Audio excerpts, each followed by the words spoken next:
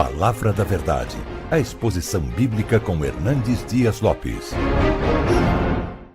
Irmãos amados, nós vamos abrir a Palavra de Deus na carta de Tiago, capítulo 4, versos 2 e 3. Tiago, capítulo 4, versos 2 e 3. O verso 2 nós leremos só a parte B e também leremos o verso 3. Está escrito o seguinte: nada tendes porque não pedis, cobiçais e nada tendes, pedis e não recebeis. Verso 3, porque pedis mal, para esbanjardes em vossos prazeres. Se você puder, leia comigo. Verso 2, parte B e verso 3. Vamos juntos? Nada tendes, porque não pedis. Pedis e não recebeis, porque pedis mal, para esbanjardes em vossos prazeres. Irmãos amados, eu gostaria de pensar com vocês hoje sobre o seguinte tema: quando Deus responde não às nossas orações. Na verdade, hoje eu quero refletir com você sobre a consolação do não de Deus. Quando Deus diz não, é a maior demonstração do amor dele por você. Quando Deus diz não, a sua oração é a prova eloquente de que Ele ama você, que Ele se importa com você, que Ele cuida de você. Nós, via de regra, somos levados a pensar que a bênção está em Deus responder sim, em atender ao nosso pedido, ao nosso clamor, à nossa súplica. Hoje nós gostaríamos de ver o contrário disso, o outro lado, o reverso. Quando Deus vai provar que ama você, que cuida de você, que se importa com você, que está atento à sua necessidade, quando Ele diz um não rotundo, peremptório, radical à oração que você faz. Então eu gostaria de olhar alguns ângulos deste assunto. Primeiro, aqueles que se queixam, sem razão de se queixarem. Às vezes, irmãos, nós somos levados a nos queixarmos, a reclamarmos, por não termos nossos desejos satisfeitos, atendidos, realizados. E eu vou lhes dar um exemplo bíblico. Pensem comigo em Adão. Pense na história do Adão. Antes de ontem, ele era nada. Ontem, um boneco de barro. Hoje, um homem, feito à imagem e semelhança de Deus, levantado por Deus e coroado por Deus como gestor, administrador, rei da criação, governando as aves dos céus, os animais da terra e os peixes do mar. Amanhã, querendo ser igual a Deus. Aquele que antes de ontem era nada, aquele que ontem era apenas um boneco de barro, aquele que hoje é um homem, o primeiro homem, e o rei da criação, ainda está insatisfeito, ainda quer mais, ainda aspira mais, ainda quer ser igual a Deus. Quantas vezes as nossas ambições nos levam a ficar descontentes com Deus, com o que Ele nos deu, e o melhor que Ele nos deu. Você e eu estamos vivos. Estamos aqui. E a Bíblia diz que se vivemos, nele vivemos.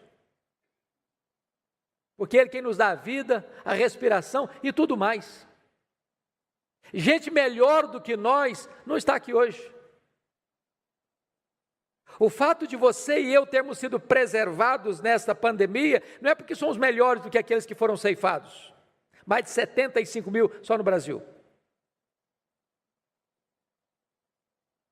E quantas vezes, estando com vida, estando com saúde, tendo pão na nossa mesa, tendo água para beber, tendo cama para dormir, tendo teto para se abrigar, tem gente insatisfeita.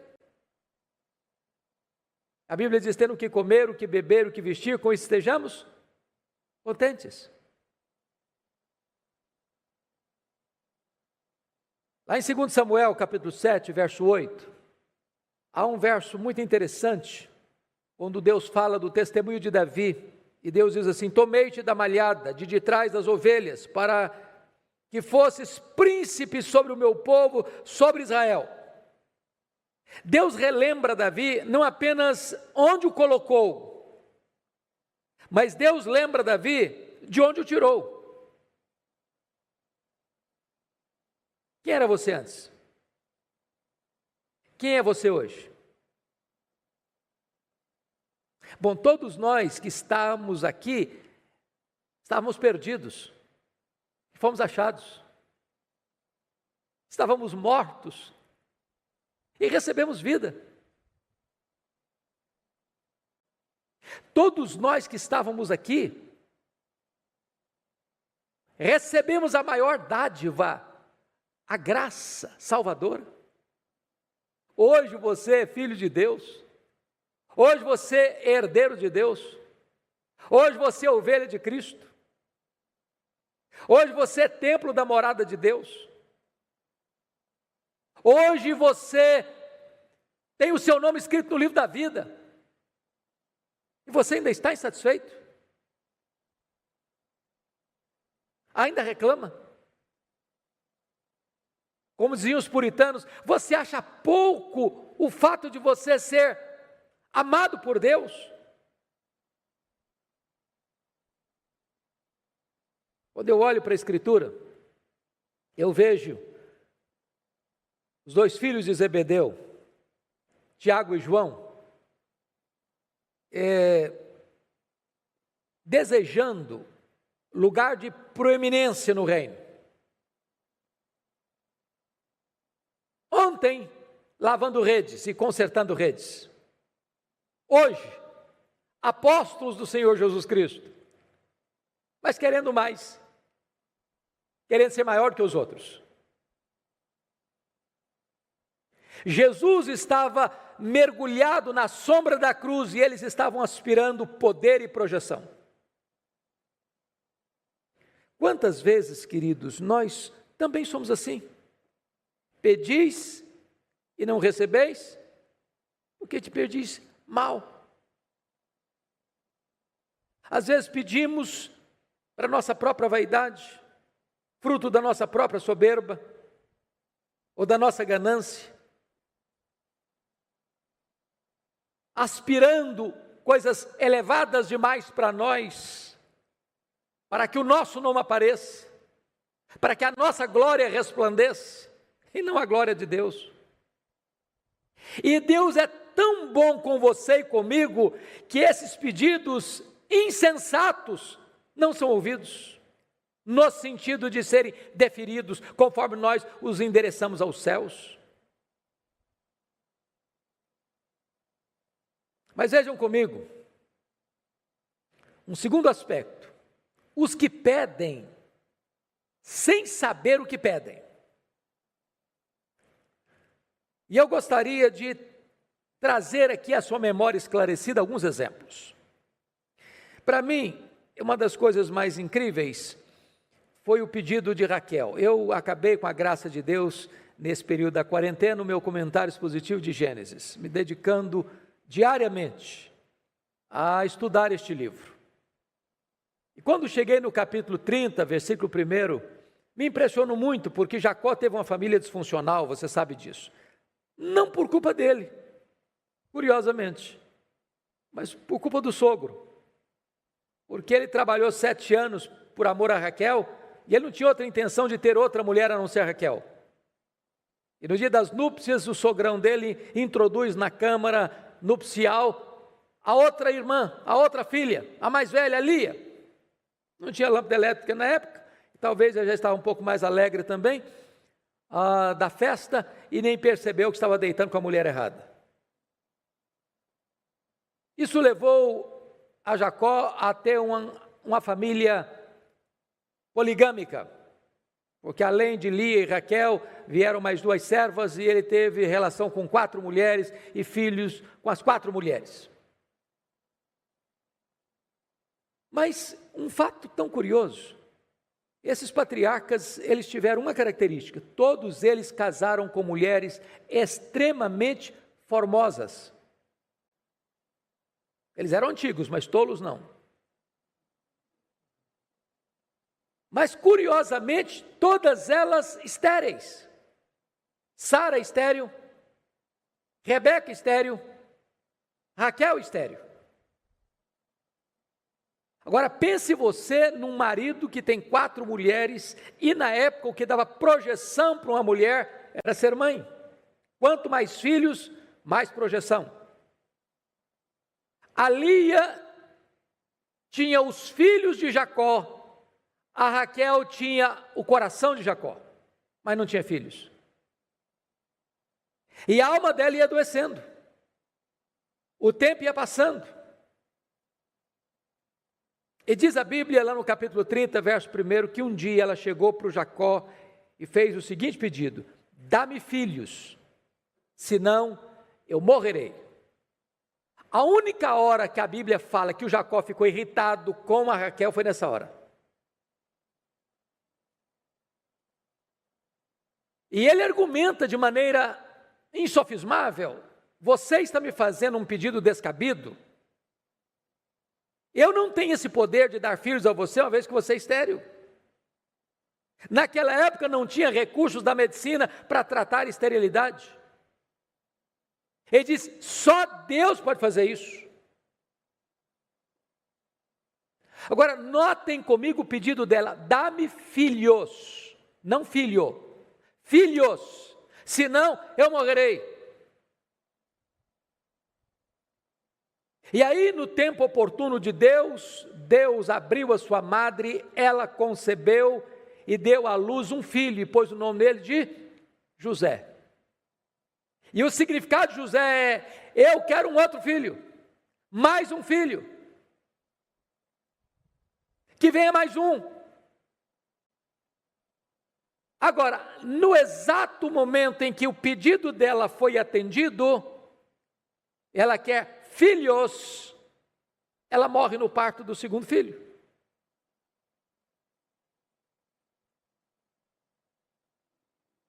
Ela pensou que estava pedindo vida, está pedindo a morte. Ela pensou que estava pedindo a felicidade da família, estava pedindo o luto da família,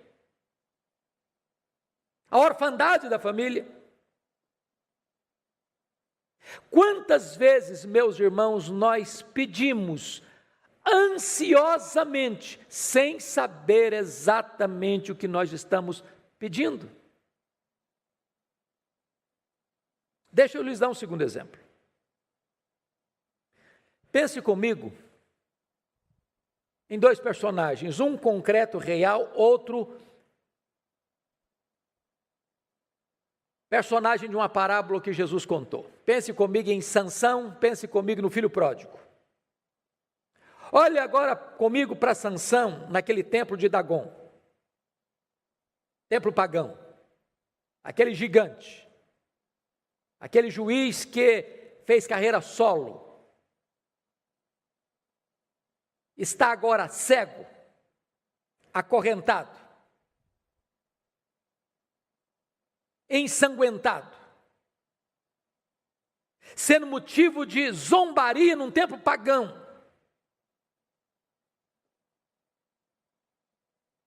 Agora, olhe comigo para o pródigo, talvez com a corneta no pescoço, dentro de um chiqueiro, coberto de trapos e lama, passando fome, não tendo sequer comida de porcos para se alimentar. E eu pergunto a vocês, por que que esses dois personagens estão nessa situação?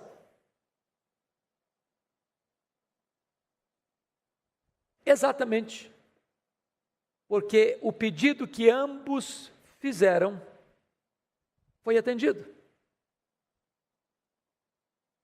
Sansão disse para o seu pai: eu quero aquela mulher filisteia. Seu pai disse: não, filho, essa não, essa do povo que nos oprime, essa de um povo que não adora o nosso Deus. E ele respondeu: eu quero esta, porque só desta eu me agrado, e acabou.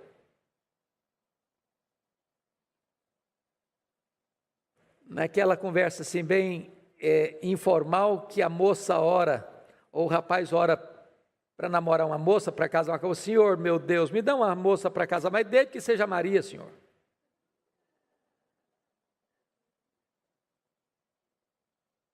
Ele pensa que ele que sabe o que é certo, o que é melhor. E porque o pedido de Sansão foi atendido, por causa daquele casamento é que começa a derrocada, a destruição, a ruína de Sansão. E ele termina debaixo de escombros, porque o seu pedido foi atendido, do jeito que ele pediu, sem qualquer mudança. Agora pensem comigo, por que que você vê este moço chamado filho pródigo no chiqueiro, na pocilga, coberto de lama, de andrajo, de trapo, faminto, abandonado? Exatamente porque o seu pedido foi atendido. Ele chega para o pai e diz: pai, dá-me parte que me cabe da herança. Aquilo só era dado legalmente depois da morte do pai. Ele diz: eu não importo mais com a sua vida, para mim o senhor já morreu, o que me interessa é o dinheiro, o que me interessa é a herança, e eu quero agora, porque eu quero curtir a vida, eu quero aproveitar a vida, eu quero gozar a vida, eu quero ir para um lugar distante, eu quero viver uma vida regalada, dissoluta, eu quero beber todas as taças dos prazeres. E porque o seu pedido foi atendido, ele gasta todo o seu dinheiro vivendo uma vida dissoluta, com meretrizes. O dinheiro acabou, os amigos foram embora, a fome chegou, e lá está ele passando necessidades. Por quê? Porque o seu pedido foi atendido. Agora pense comigo na seguinte cena. Pediria a Raquel filhos, se soubesse que ter filhos havia de custar a sua vida?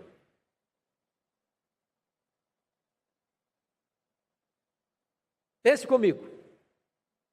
Será que Sansão pediria àquela mulher filisteia, se soubesse que casar-se com aquela mulher filisteia seria a sua ruína, a tragédia da sua história?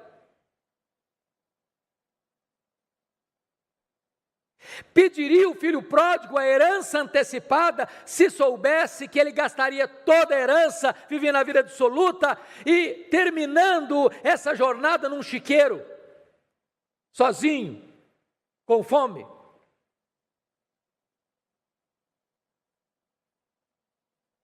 Talvez a resposta seria: claro que não. Claro que não.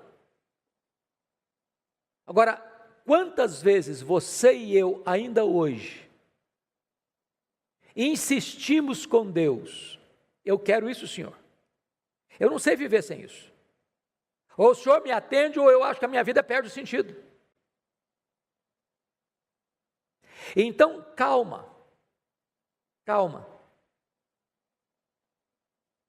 porque se Deus está lhe dizendo não, é porque Ele prova que Ele ama você, Ele cuida de você. Não lute para ter aquilo que Deus está dizendo não,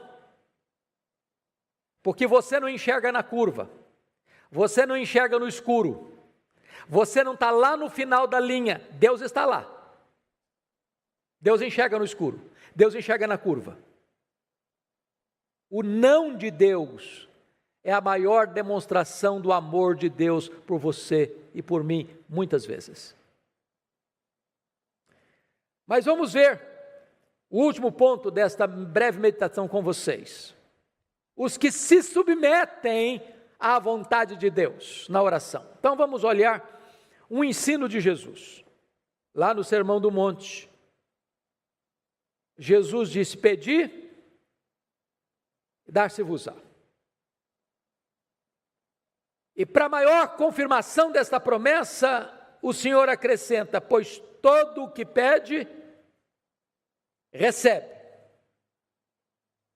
Agora vamos entender o que Jesus está dizendo aqui. Pedi e dar-se-vos-á. Porque todo o que pede, recebe. Isso é o que ele disse. Agora, vamos ver o que ele não disse. Ele não disse assim: todo o que pede, recebe o que pede. Está escrito isso? Não. Está escrito que todo o que pede, recebe. Mas não está escrito que todo o que pede, recebe o que pede.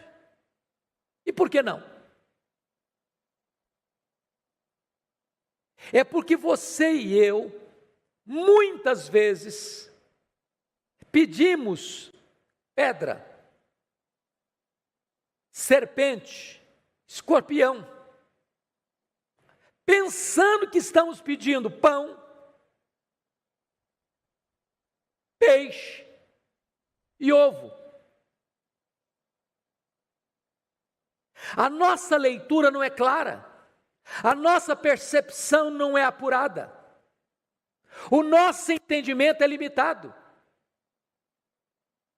E Jesus Cristo disse: se vós que sois mau, sabeis dar boas dádivas aos vossos filhos, quanto mais o vosso Pai Celeste.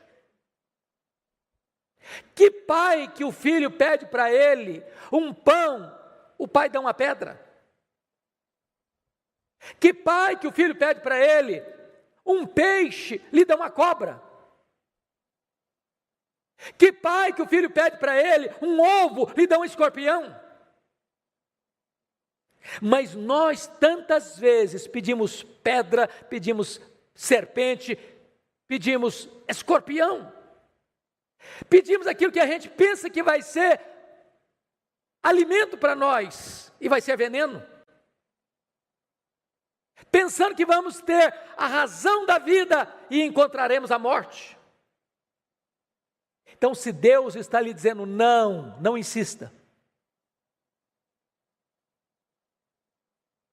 Josué Rodrigues, compositor e pastor, tem uma letra que eu gosto muito. Ele diz assim: portas abertas e portas fechadas são a mesma coisa, se abertas ou fechadas por Deus. Quantos de vocês, e eu tenho experiências disso, eu acho que vocês também, de você querer muito alguma coisa, mas muito mesmo, você lutar por aquilo, e a porta foi fechada. Na hora você fica triste, na hora você murmura um pouquinho, na hora você até chora um pouquinho. Depois, lá na frente, você começa a entender que Deus estava lhe dando um livramento. Um livramento. Um livramento.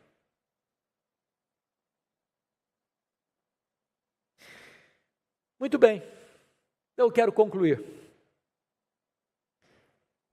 Porque o apóstolo Paulo nos ajuda a entender isso lá em Romanos 8, 26, quando ele diz o seguinte: o Espírito Santo nos assiste em nossa fraqueza, porque nós não sabemos orar como convém.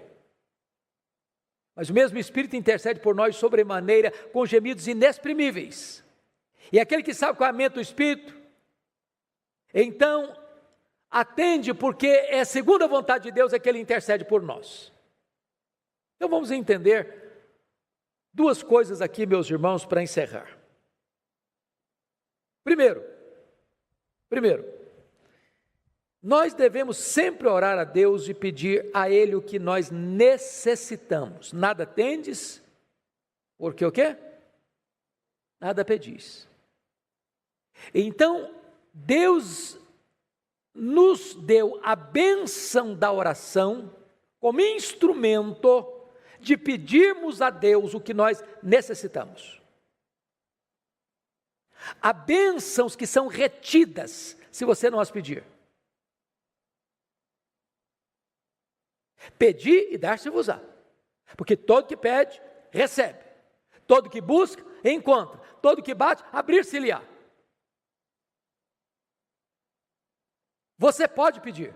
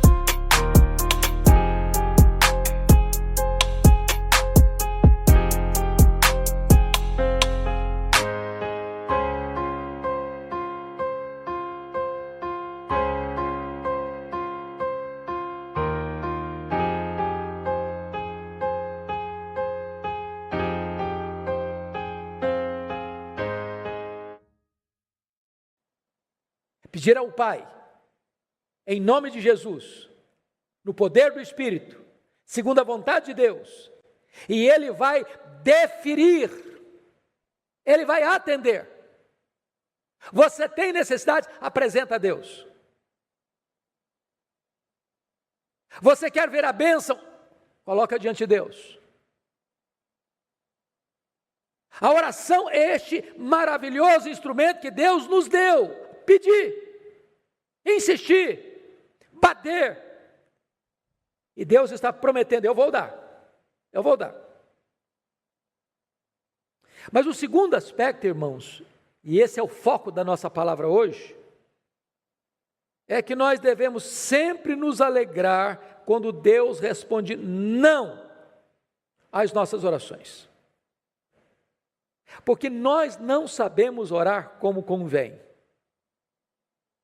Porque eu nem sei o que é melhor para mim.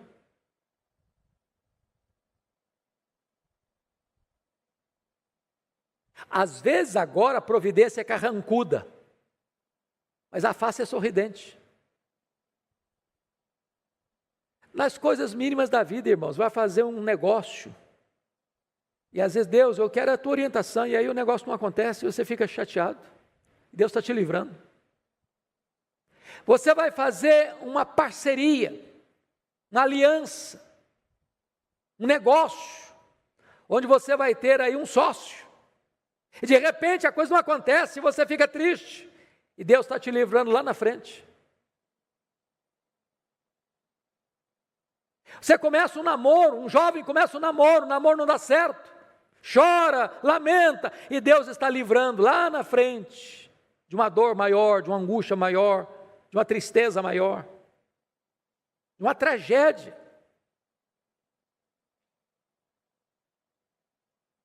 Se Deus está lhe dizendo não, acolha humildemente o não de Deus, como uma demonstração do cuidado e do amor de Deus por você. Ele sabe o que é melhor. Ele é Pai. Ele é bom. Ele sempre dá o melhor para os seus filhos. Seja dizendo sim, seja dizendo não. Que Deus nos ajude a entender esta verdade. Amém. Palavra da Verdade, a exposição bíblica com Hernandes Dias Lopes.